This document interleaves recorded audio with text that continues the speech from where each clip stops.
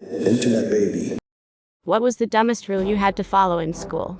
My elementary school had those super long tables with little stools attached. Whenever a class got in trouble for being too loud during lunch, the punishment was that we had to sit every other seat. Even at like 7 years old, I was like, well, we just have to talk louder to hear each other if we're farther away. Mine did this too during my last year of elementary. Apparently, the new principal didn't like how loud we were during lunchtime. Absolute BS. We were children locked up in classrooms all day, and they expected us to sit and eat quietly. Ours was implemented with a new principal as well.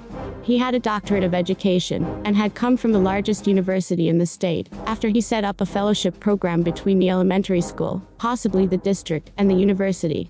He was at the school starting in 2002 and retired just a few years ago. Hard to believe they let him do silent lunches for well over 15 years.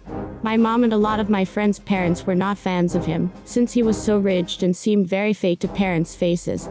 I mean, he liked my sisters and I because we were good students and never in trouble, but damn dude, you can drop the theatrics in front of our parents.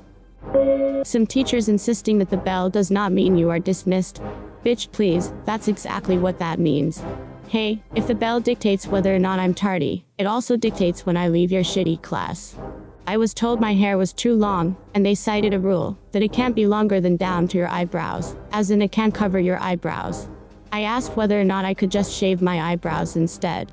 Formally suspended for defying instructions. Finding all the loopholes. The word boring was banned. You got in trouble for using it. The teachers wanted to make school seem fun by introducing ludicrous rules that make basic conversations a bit trickier. I would just call everything anti-fun. Conservative Christian college. A group of us played Age of Empires one weekend. They didn't like it, and called a meeting. Everyone involved got misdemeanors on their records. There was nothing in the handbook about it being against the rules. The only person that didn't get any punishment was the son of the president, even though he was just as involved as the rest of us. It was quite interesting explaining the write-up on my record when I transferred. You got a misdemeanor for what? In kindergarten, we weren't allowed to move our arms while we walked. We had to keep our arms stationary at our sides, so we didn't hurt anyone. Fun fact, you burn more calories that way. There was a small sandbox on the playground that we were absolutely forbidden from digging in. We were free to shuffle small amount of sand around, draw in it, or quietly reflect upon its existence. However, the minute we made a small hole, there would be hell to pay. Picture a pair of preschoolers standing around the sandbox, quietly contemplating its and their existences.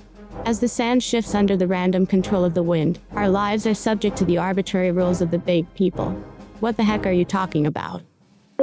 After 9/11s, my school instituted a zero-tolerance policy on bullying and violence.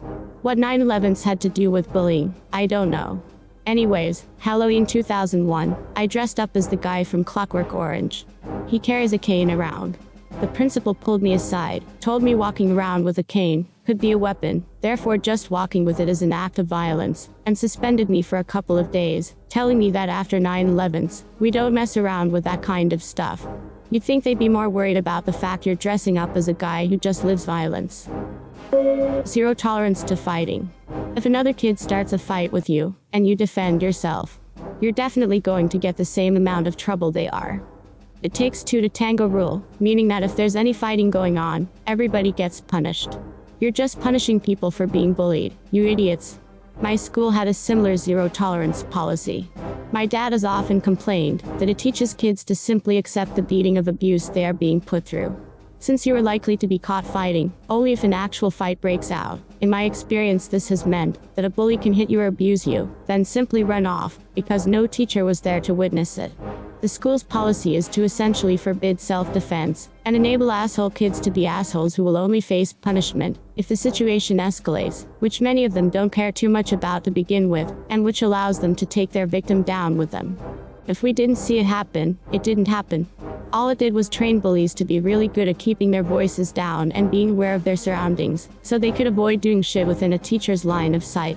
It meant if you were ever outside of a teacher's vision range, you were still fair game for heaps of abuse, and if you tried to report things that teachers didn't see, then the teachers treated you like you were making up bullshit. It also didn't stop teachers from enforcing double standards, like believing reports from their personal favorites, even when they didn't see it happen, since they could just claim they saw it happen if it was contested. That school was basically a training facility to turn bullies into stealth experts. The new principal made a morning roundup rule where anyone arriving to class after the last bell had to go to the cafeteria and listen to a lecture about not being late for class. This took about an extra 15 minutes, making the students even more late to class than they would have otherwise been. Needless to say, everyone hated it, even the teachers. That principal didn't last long. At some point during high school, the administration banned backpacks. You had to carry all your books around with you, and keep your stuff wrapped up with a belt, and that was still checked as you walk into the school. What made it worse was some of us never got assigned a locker. My school did this too, so people got creative. There were coolers, trash bags, a shopping cart, milk crates, and even a raccoon trap used to schlep books around school. In elementary, they banned running entirely. No running on the playground either. They also banned all ball sports, and would take your ball if you took it in from home, and they would put it in the gym cupboard to be used during PE class, physical education. Keep in mind that these were for 11-year-olds, so everyone ignored the rules, and so many were in detention. I'm not sure what we called it, that they had to drop the rule and nothing came of that. But the second rule about ball sports, well, it turned out that one of the kids in the year below me had bought an aside soccer ball by a really famous player, and the school took it and kept it. We found out because there was a very angry mother screaming at the secretary that they effectively stole something that could be worth upwards of $1,000. They obviously gave back the ball and stopped stealing them after that. Who would have thought that stealing from little kids was a bad idea? School added thumbprint scanners at gates of school, which counted as registration. Needless to say, I would just walk to school, scan my thumb, and walk back home with them none the wiser.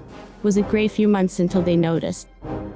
I was sent to the principal in elementary school for getting a drink of water out of line, as in we walked down the hall in a formation and we had designated water drinking stops. To this day I still remember the principal asking angrily, well, what if everyone started getting water without permission? And I still don't have an answer. Toilet paper rationing. This was in 1997-98, ETW.